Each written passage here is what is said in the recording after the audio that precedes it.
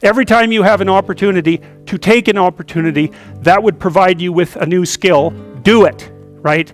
Learn to program, learn to write, learn to read new things, learn to public speak, learn how to introduce yourself to people, learn how to social network, learn how to go talk to your boss in a manner, this is the right way to go talk to someone who's supervising you. I see this problem, and here's a solution, and so I'm coming to talk to you about the problem and the solution. It's like that person is going to want to talk to you a lot. It's like because the other people they're talking to are going to come and say, I've got a problem. Can you do something about it? It's like they don't want to do something about it. They already got 50 things to do, you know? So if you're the person who constantly brings forth a problem, even if they're accurate problems, is why are they going to want to have you around? You're just another problem. Don't be a problem for the people who want to give you money. That's a good rule of thumb, man. You know, if someone wants to give you money, then help them do that. And if they want to give you status and success, then help them do that, right?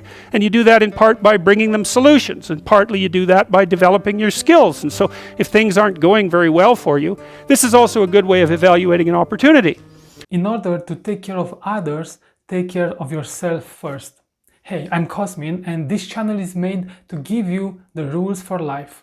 Because we came into this world without a manual for our body and mind. Today, let's see from Jordan Peterson how you know if someone is your friend. Enjoy it. Should you take an opportunity? Take the opportunity if it will teach you something that you can use for other opportunities. Because then even if it fails, which you probably will, it doesn't matter because you've accrued something of value that you can bring forward to the next situation. And what does that mean? It means every bloody time you're offered an opportunity, take it and develop your skills. And that's better than wealth, by the way. In fact, it actually constitutes wealth because wealth constitutes what you have when someone takes all your money away. That's real wealth. And so the way that you build up that sort of wealth is you turn yourself into someone who's competent in multiple directions. And you can be doing that all the time, right? Especially with the kind of technology that you people have access to. I mean, you can learn anything you want whenever you want. So what a good deal that is, man. Here's how you know if someone's your friend. A, you can tell them bad news and they'll listen. They won't tell you why, you know, you're stupid and why that bad thing happened to you and how something worse happened to them once and, you know, derail the whole conversation. You can actually tell them bad news and they'll listen. So that's a good thing. And then this is a weirder thing. You can tell them good news and they'll help you celebrate. And that's a really good way of deciding who you should have around you. Because if you have someone around you, you know, something good happens to you and you're kind of afraid to even admit it because, you know, God, something good happened to you. It's like, you let that be known and it'll certainly be taken away. So, you know, you come out and you sort of tell someone half-heartedly that something good happened to you and they give you a whack and then talk about, you know, the great thing that happened to them 3 years ago. Or worse, the great thing that happened to someone that they knew 3 years ago. You know, it's like, go away from that person. They're not helpful to you. And they're not helpful to themselves either. And so you want to surround yourself, you got to think about this. You got to surround yourself with people who want the best for the best part of you. You can hang around with weasels and losers that are trying to pull you down to justify the fact that they're spiraling downhill as well. And you know, the upside of that is you don't have to have any responsibility and you can all whine about how wretched life is, you know, so that's pretty attractive. But I would say it's also a bad medium to long-term plan.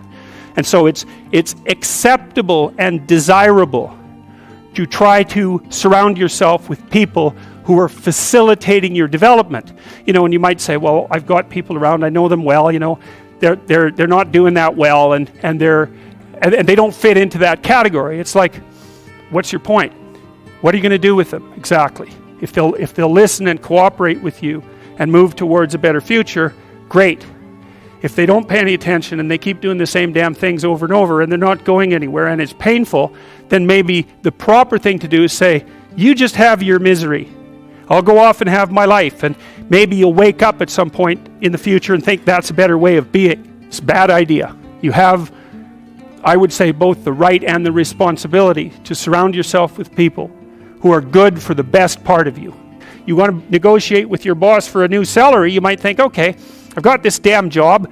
How much would I have to be paid so I'd be so bloody excited to go to work I could hardly stand it? Well, you could at least know what that number is.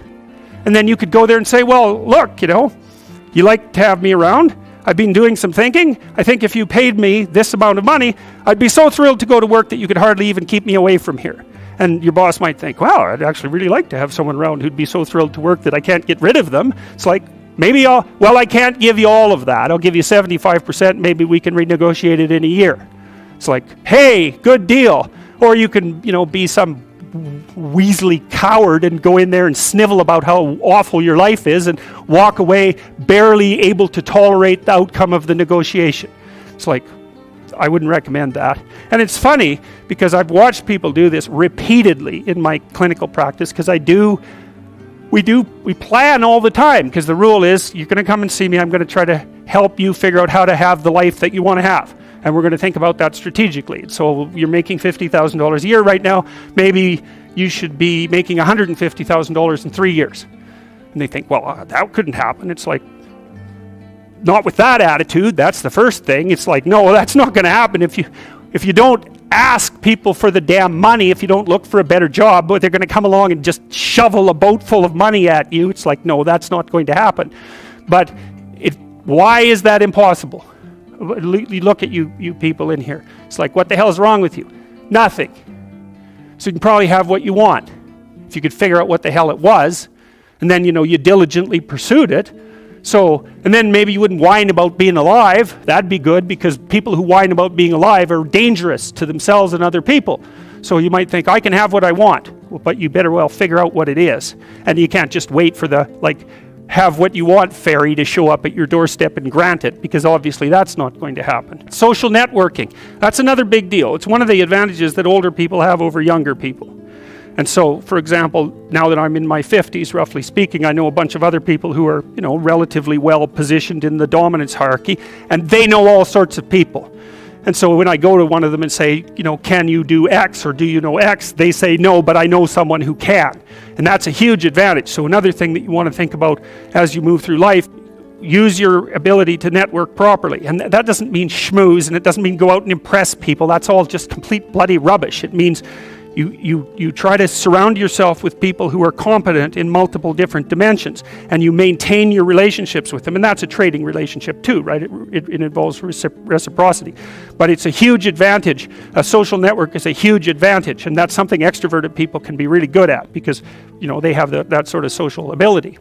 And that goes along with the ability to sell. So another place that you can pick up power, and power for the right things, is to consciously develop and maintain your social networks. You're wasting your time 95% of the time talking to the wrong people. And so then the next thing that happens, this is really comical. So let's say you do make some headway. It takes you 3 bloody years. You've made a relationship with the person. They're ready to launch it, and then they have to market it internally, and that takes them a year, because they have to convince everybody to get on board. And then the corporation reshuffles, and the person that you're dealing with disappears. It's like, that happened to us. We were marketing to a very large company. We had got all the way up to the CEO and ready to, this was with the future authoring program, and we were ready to launch the damn product. It took us a huge amount of time to get through all the layers, and just the week that we were going to launch it, the CEO resigned and the company's stock crashed, and that was the end of that. Bang. And large companies are like that. Like, they're extremely slow, and the typical duration that a person lasts in a given position, and this is something to consider with regards to your careers, is about 4 years. So you'll occupy the position you're in for about 4 years, and then, well, you'll either fail out, you'll move laterally, or you'll move up. And so it's a 3-year sales cycle minimum, and that's interweaved with the possibility that whoever you're talking to is just going to disappear. And then if you sell to small companies, well, they're faster, but they don't have any money, so that's not very helpful. If you like the video, give it a thumbs up and watch this video next. And if you haven't yet done so, and you feel like doing it, hit the subscribe button.